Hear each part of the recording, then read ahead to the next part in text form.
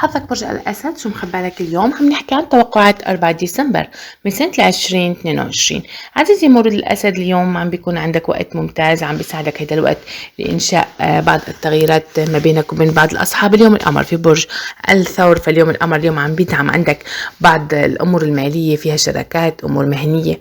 اليوم ممكن تأجل بعض رحلاتك بسبب سوء بعض الظروف. مولود الشيء الأولى يوم مناسب إلك، عم بتتأثر اليوم ببعض الطاقات، في انخفاض بالطاقة بشكل عام.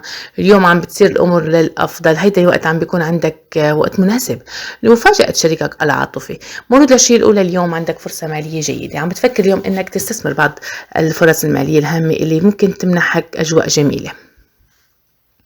طبعا الوقت اليوم جيد ورائع بالنسبة لك لتاخذ بعض التغييرات الإيجابية والهامة. اليوم عم بتخطط لإضافة بعض الخطوات الجيدة ما بينك وبين شركائك. بالنسبة لك اليوم عم بيكون عندك فرصة لإنشاء بعض الصفقات المالية اللي ممكن تساعدك لبداية مشاريع جديدة.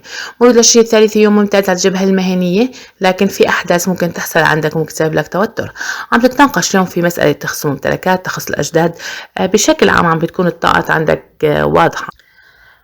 بالنسبة للأمور العاطفية اليوم عم بيكون عندك فرصة واضحة لتكون رائع، عم تلتقي اليوم بعض الشركاء العاطفيين في لقاءات جميلة. اليوم ممكن مولود الشيء الأولى توقع في حب من أول نظرة. بالنسبة لك اليوم يوم جميل، عندك أمسية رومانسية عم بتناقش فيها شريكك العاطفي بكل الأمور. رقم حظك الرقم 3، ولون حظك اللون الأرجواني. بتمنى لك يوم سعيد.